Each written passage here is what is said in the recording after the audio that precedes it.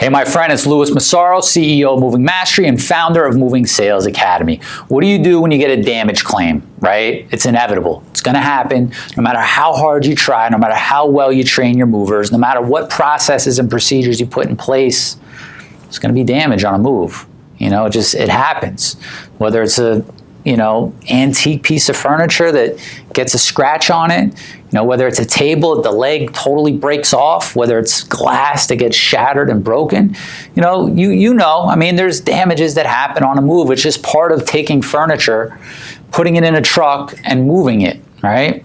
So what happens? What do you do when you get a damage claim? How do you address it so that you can move on, keep your customer happy, and then work to make sure that you don't get as many claims in the future, all right? First thing you need to do when a claim happens, so when the customer calls and says they had some damage, or when your mover says, hey, there was a little damage on this job, is you need to assess the damage, right? How bad is it?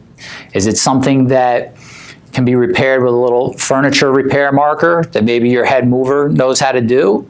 Is it something that you need to call a repair guy and let him come out and repair the furniture? Or is it something that's completely destroyed? You need to assess the damage and you need to assess what it's going to take to make the customer happy, right? It's not just about repairing the furniture, it's about making the customer happy.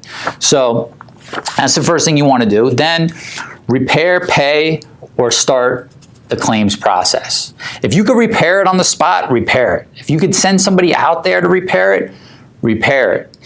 If not, and the customer's willing to take a reasonable amount of money to resolve it, go ahead and pay them and make them happy and be done with it, all right?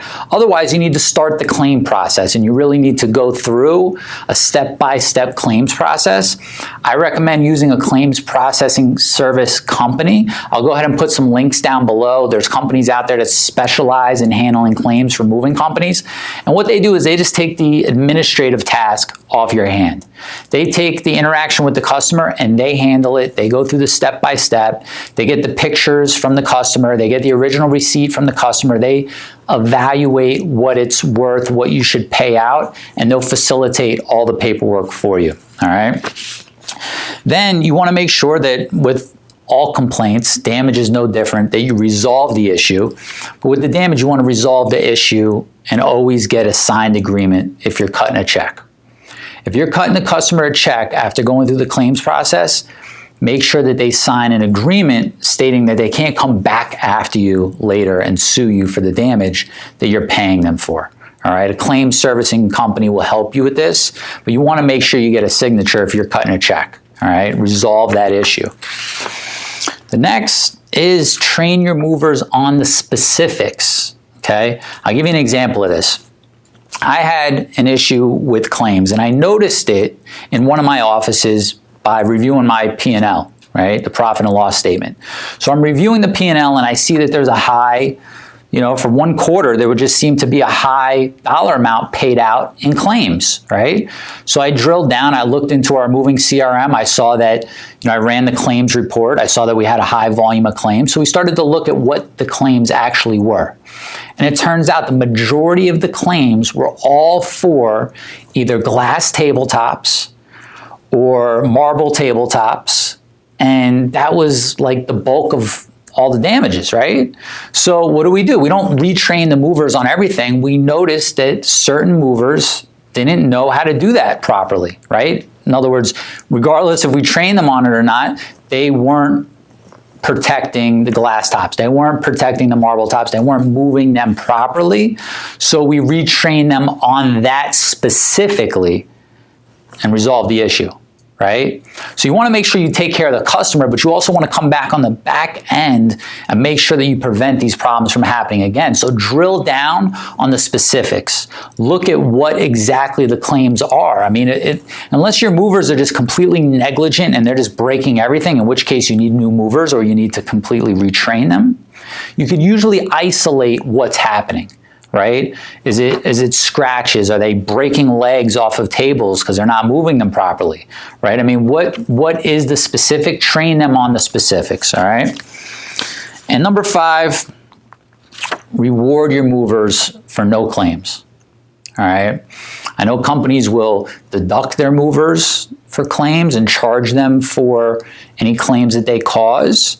But what you want to do is you want to have a good process around the way that you handle your claims. You want to make sure that you can address them as a company, retrain them in certain specific areas that you know are problems, and then reward them for doing a good job, and not just look at it and say, you know what, their job is to move furniture and they get paid for that. They shouldn't be damaging stuff.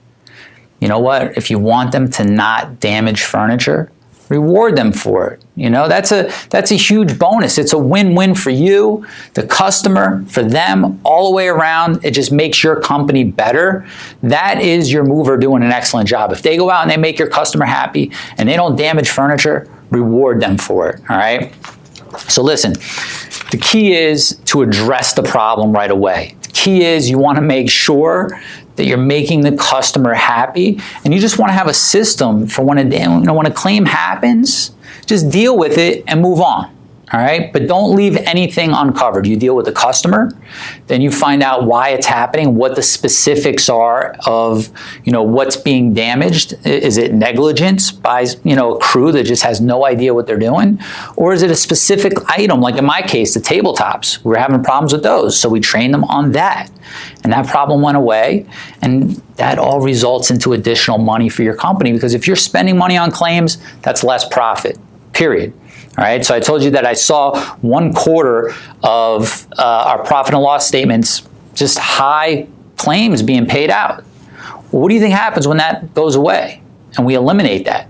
There's plenty of money left over to reward the movers, and there's plenty of extra profit left over too. Not to mention the happy customers, the positive reviews, all of that just accumulates to help build your business, all right? So follow these steps to resolve the claims. If you have any questions, leave me a comment below. Until next week, go out there every single day, profit in your business, thrive in your life. I'll see you later.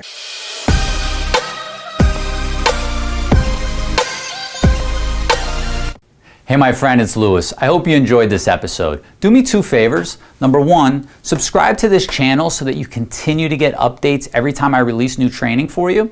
And number 2, if you'd like to get ahead a little bit faster and become more profitable in your business, what I'd like to do is give you a copy of my 10 rules of a profitable moving company.